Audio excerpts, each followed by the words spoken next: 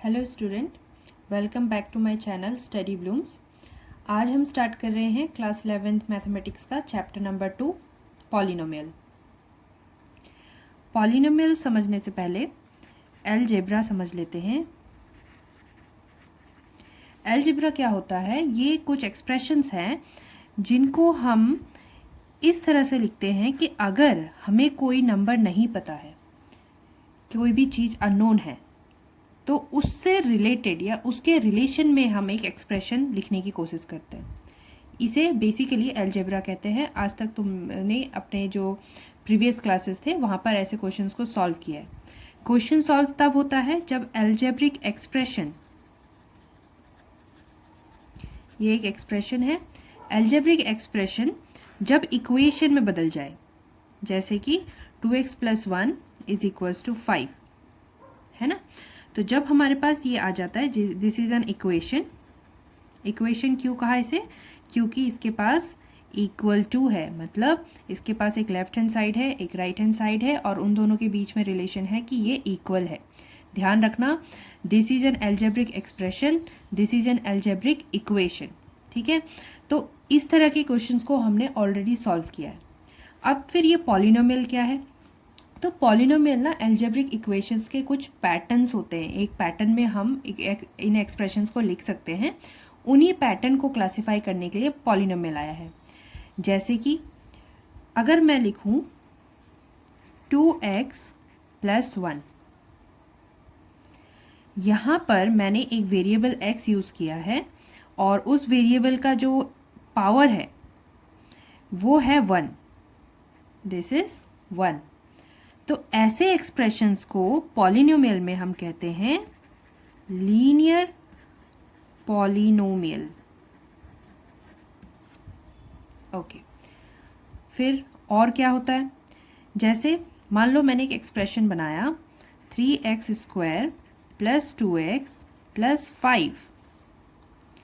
अभी linear equation में हमारे पास बस इस तरह का पैटर्न था, पर x के पावर यहाँ पर 1 थी, है ना। तो ये लीनियर इक्वेशन दिख रहा था। फिर मैंने इसके आगे एक और ऐड कर दिया टर्म, और इस टर्म में मैंने यहाँ पर यूज़ किया x का पावर 2। तो अभी हमारा जो पॉलिनोमियल तैयार हुआ विद दिस डिग्री, इसे कहते हैं quadratic polynomial.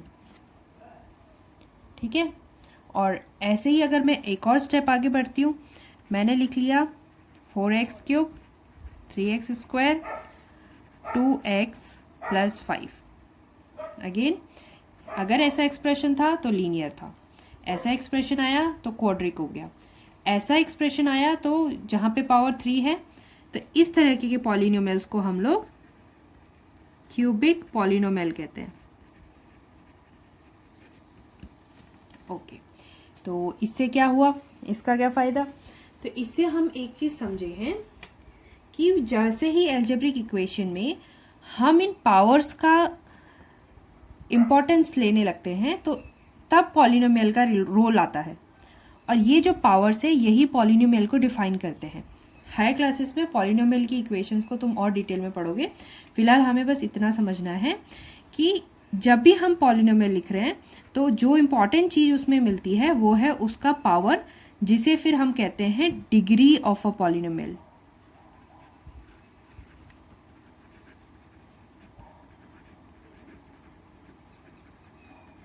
Degree of a polynomial.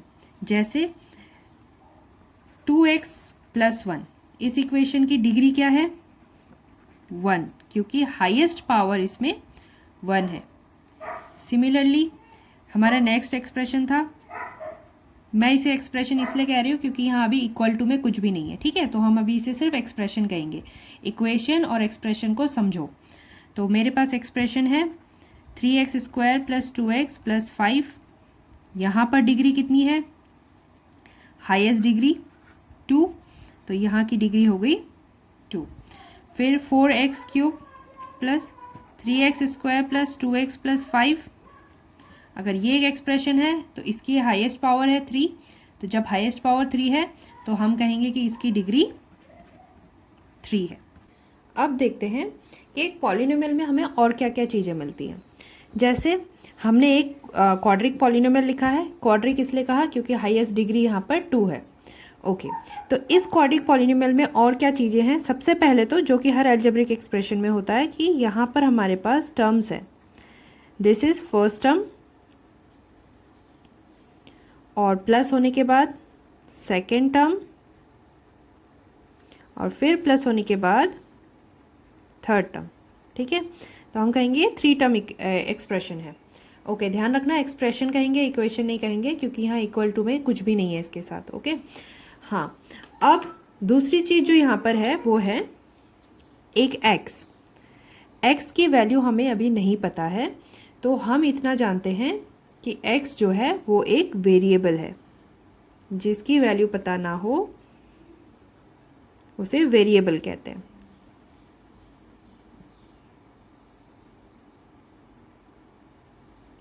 Okay, इसके बाद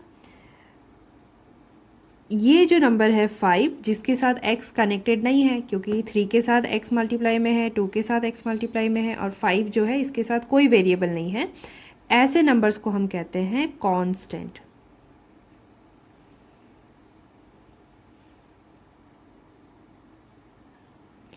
देन एक्स स्क्वायर के साथ जो नंबर मल्टीप्लाई में है, x के साथ जो नंबर मल्टीप्लाई में है, इनको कहते हैं कॉफिशिएंट होना। लाइक 3 क्या है?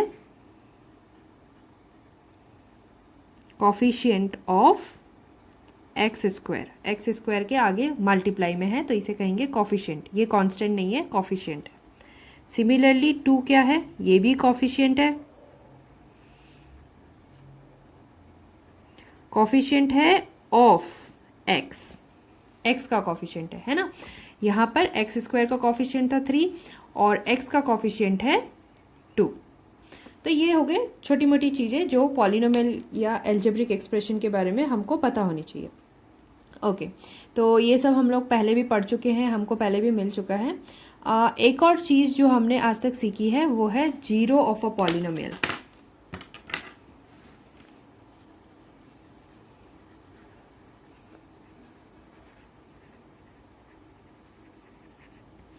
जीरो ऑफ अ पॉलिनोमियल क्या था? सिंपली हमें एक एक्सप्रेशन चाहिए 2x + 1। अब हम x की एक ऐसी वैल्यू चाहते हैं जिससे ये पूरा एक्सप्रेशन जीरो हो जाए। तो x की जो भी वैल्यू इस पूरे एक्सप्रेशन को ज़ीरो बना सकती है उसी को ज़ीरो ऑफ अ पॉलिनोमियल कहते हैं। तो जब भी तुम्हें x की वो वैल्यू चाहिए, जो कि ये तो बहुत सिंपल सा एक्सप्रेशन है, यहाँ तो आसानी से मिल जाएगा, पर वैसे भी अगर हमें x की वो वैल्यू फाइंड करनी है जिससे ये एक्सप्रेशन जीरो हो जाए, तो हमारे पास कंडीशन आ गई। कंडीशन आ गई क्या? कि एक्सप्रेशन को ज़ीरो हो जाना चाहिए। तो अब हमने बना दिया अपना इक्वेशन। तो ये हमारा अलजेब्रिक इक्वेशन है जो पॉलिनोमियल में हम पढ़ रहे हैं। तो ये लीनियर पॉलिनोमियल का इक्वेशन है। क्या करेंगे? अब x की ऐसी वैल्यू जो उसे ज़ीरो बना दे, ना उसे सॉल्व करो, तुम फटाफट से ज़ीरोस फाइंड कर लोगे। लाइक 2x बिकम्स 1, इस तरफ गया तो -1, तो x हो जाएगा -1/2। यानी x की वैल्यू -1/2 जो है, यही इस इक्वेशन का या इस एक्सप्रेशन का ज़ीरो है। पॉलिनोमियल को p ऑफ x से रिप्रेजेंट कर सकते हैं।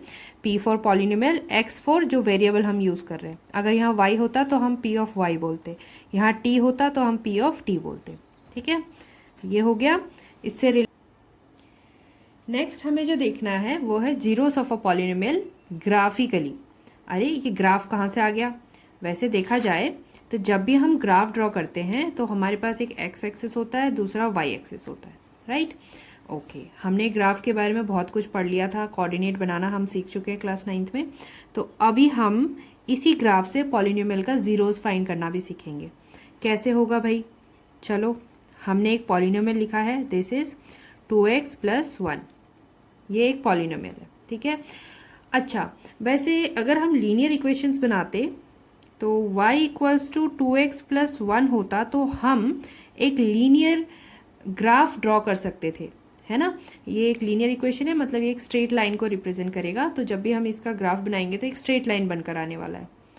ओके, अब इससे इसे कंपेयर करो तो y जो है उसकी जगह अभी p ऑफ x है ना। तो जब भी हम एक्सप्रेशन करते थे y एक्सिस से y के कोऑर्डिनेट लेंगे, x एक्सिस से x के कोऑर्डिनेट लेते थे और लाइन ड्रॉ हो जाती थी।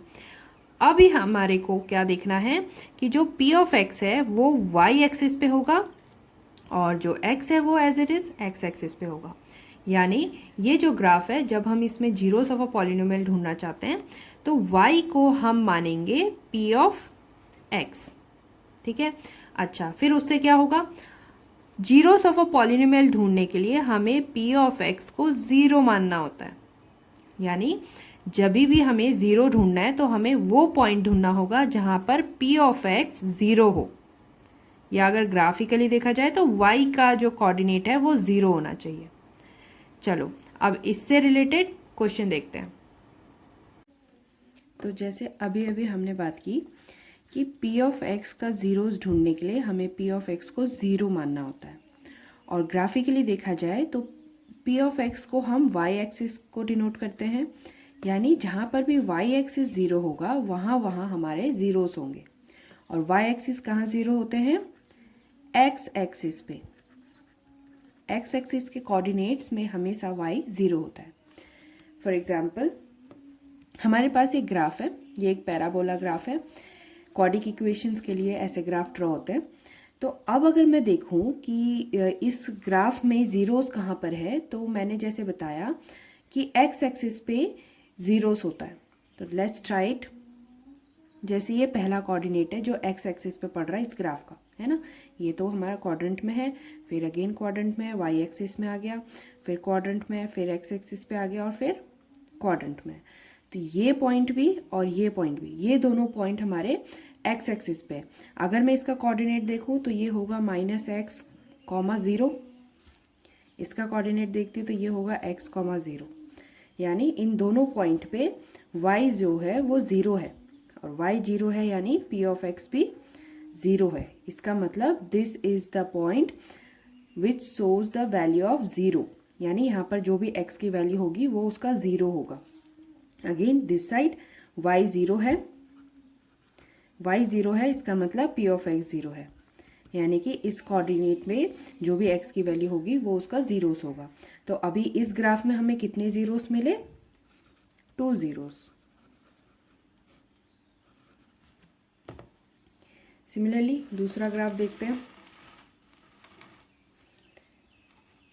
इस ग्राफ में देखो हमारे पास x एक्सिस, y एक्सिस और ये जो पिंक कलर में है this is the graph of an equation, ठीक है। अच्छा, अब हमें क्या देखना है, सबसे पहले तो ये देखना है कि ग्राफ ने x एक्सिस को कहाँ कहाँ कट किया है। तो पहला दिस पॉइंट है ना, इसका कोऑर्डिनेट अगर हम देखने की कोशिश करेंगे तो वो कुछ -x,0 होगा। x हमें पता नहीं है बट हमें पता नेगेटिव वाला है, और साथ में y जो है वो पक्का है कि ज़ीरो है। इस पॉइंट पे ये ऑरिजिन को टच करते हुए जा रहा है तो 0,0 है। इस पॉइंट पे ये x,0 हो गया। तो इसका मतलब हमारे पास अभी 3 ज़ीरोस पॉसिबल हो रहे हैं। तो हम लिख देंगे कि इस p ऑफ x के पास 3 ज़ीरोस है, ठीक है। अब करते हैं एक्सरसाइज के क्वेश्चन जिसमें हमें और ग्राफ देखने को मिलेगा एक्सरसाइज 2.1 में। तो एक्सरसाइज 2.1 में हमारे पास एक ही क्वेश्चन है, क्वेश्चन नंबर 1। उसमें हमारे पास 6 ग्राफ्स हैं।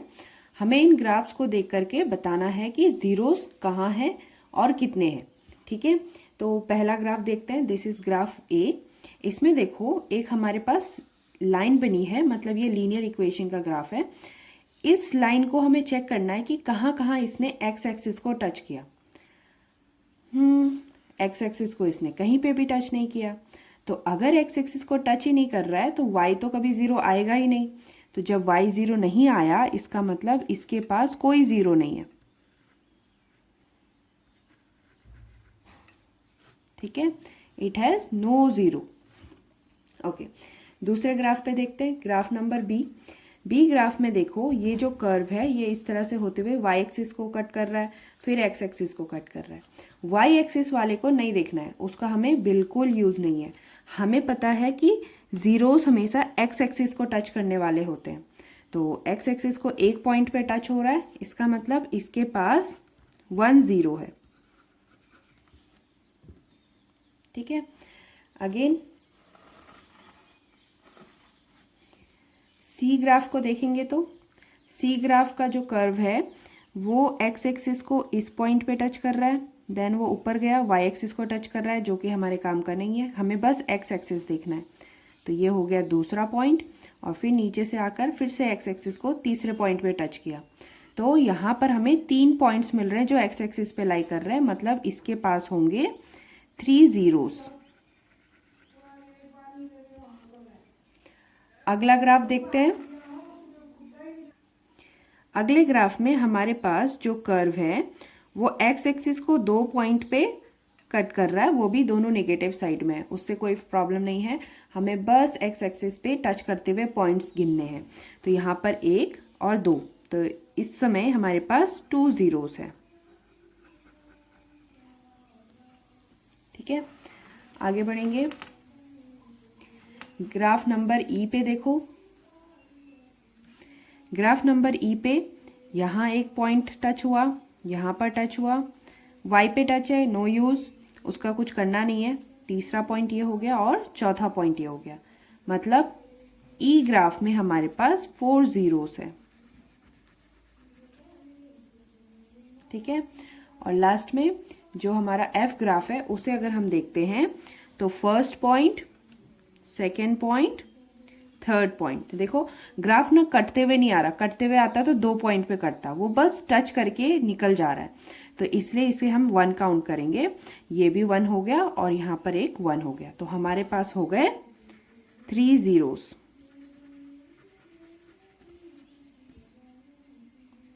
तो इस तरह से एक्सरसाइज 2.1 के एक ही क्वेश्चन था वो हमने कर लिया। अब अगली बार हम करेंगे एक्सरसाइज 2.2।